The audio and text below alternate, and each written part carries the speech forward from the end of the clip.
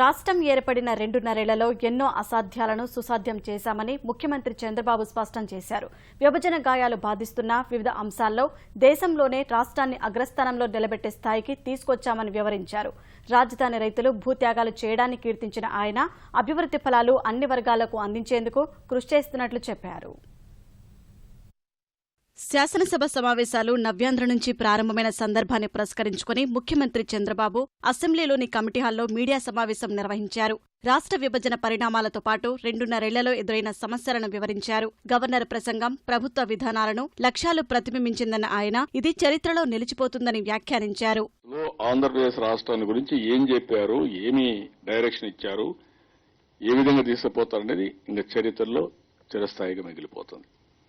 అక్కడి నుంచి ఇంకా దీన్ని ఏ విధంగా ముందుకు తీసుకుపోవాలో ప్రతి ఒక్క సంవత్సరం ఫైన్ ట్యూన్ చేసుకుంటూ బేస్ డాక్యుమెంట్ ఇచ్చాం, విజన్ ఇచ్చాం, రోడ్ మ్యాప్ ఇచ్చాం. దీన్ని ఇంకా ముందుగట్ట తీసుకుపోవాలనేది ప్రతి ఒక్క సంవత్సరం కూడా ఇంకా మంచి ఆలోచనలు ఇస్తే ఇది సాధించడానికి అవి కూడా కలుపుకుంటాం, అవి కూడా క్రోడీకరిస్తాం. అల్టిమేట్ గా నేను నా గవర్నర్స్ అడ్రస్ కూడా చెప్పాం, సెంట్రల్ గవర్నమెంట్ ఇవ్వాల్సినట్టు కూడా చట్టబద్ధత ఇవ్వాలి. అదే మరిగా మనకు రావాల్సిన మంచి చేసినప్పుడు అభినందించాలి. అందుకని పోలవరం ప్రాజెక్ట్ నేషనల్ ప్రాజెక్టు చేసిన దానికి అభినందించాం. మన రాష్ట్ర ప్రయోజనాల కోసం ఎక్కడా రాజీ పడకుండా అన్ని విధాల ప్రయత్నం చేసుకుంటూ ముందుకు పోతాం. This is in brief. MLC సీట్లన్నీ ప్రతిభ ఆధారంగా ఇచ్చామని ముఖ్యమంత్రి స్పష్టం చేశారు. పార్టీ కోసం కష్టపడి పనిచేసిన వారందరికీ పదవులు దక్కుతాయన్నారు. ఈ రోజు మేము ఇచ్చిన సీట్లన్నీ కూడా నేను ప్రతిభ మీదనే ఇచ్చాను. ఎవరెవరైతే బాగా పనిచేస్తున్నారో వాళ్ళందరికీ ప్రోత్సహించాం. ఆ ప్రోత్సాహంలోనే లోకేష్ గారు కానీ అర్జునుడిని అయితే ఇంకొక జిల్లా పార్టీ ప్రెసిడెంట్ గా ఇచ్చాం. కొంతమందిని నేను అకామిడేట్ చేయలేకపోయి కొత్తగా కొంతమంది పార్టీలో చేరినప్పుడు కూడా పార్టీ బలోపేతం కోసం సహకరించిన వాళ్ళకు కూడా ఇచ్చాం. ఎక్కడికక్కడ ఫ్యూచరిస్టిక్, పార్టీకి లాయల్టీ, సమర్థత. రెండోది నేను ఒక మాట చెప్పాను కాబట్టి అందరినీ క్యారీ చేస్తూ సమర్థతతో ముందుకు పోతున్నాం. రాష్ట్రంలో శాంతి భద్రతలు పరిరక్షించే విషయంలో కఠినంగానే ఉంటామని సీఎం స్పష్టం చేశారు.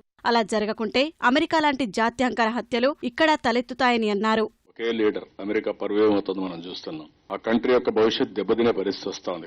What is America? ఈ రోజు అమెరికాను మీరు చూస్తే best brains in the world are migrating to America. ఇప్పుడు జరిగేది ఎవరికి సెక్యూరిటీ లేదు. ఈ రోజు కూడా చూస్తే మళ్ళీ ఒక సంఘటన జరిగింది, నిన్న జరిగింది, ఎవ్రీడే జరుగుతున్నాయి. కారణం ఏంటి? అమెరికా ఒకప్పుడు సేఫెస్ట్ ప్లేస్.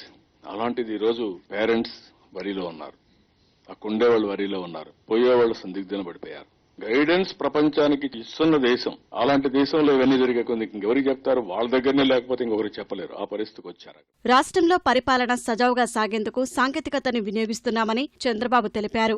నల్లధనం, అవినీతిని అంతమొందించేందుకు డిజిటల్ లావాదేవీలు సరైన పరిష్కారమన్న ఆయన ఆ దిశగా ప్రయత్నాలు చేస్తున్నట్లు చెప్పారు. బ్యాంకు లావాదేవీలపై ఛార్జీలు వసూలు చేయడం సరికాదన్నారు.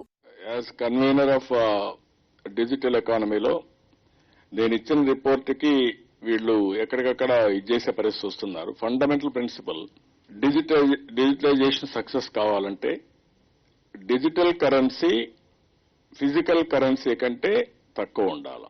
బ్యాంకులు కూడా మినిమం డిపాజిట్లు పెట్టాలి, ఇలాంటి నిబంధనలు పెట్టి కానీ లేనిపోయిన సమస్యలు క్రియేట్ చేస్తే ఎవరు బ్యాంకుకు రారు. ఆ 1000 రూపాయలు 2000 రూపాయలు ఇంట్లో పెట్టుకుంటారు. అందరూ బ్యాంకులకు వస్తే బ్యాంకులకు ట్రాన్సాక్షన్ లో వాళ్ళకు కూడా డిపాజిట్స్ పెరిగిపోతాయి.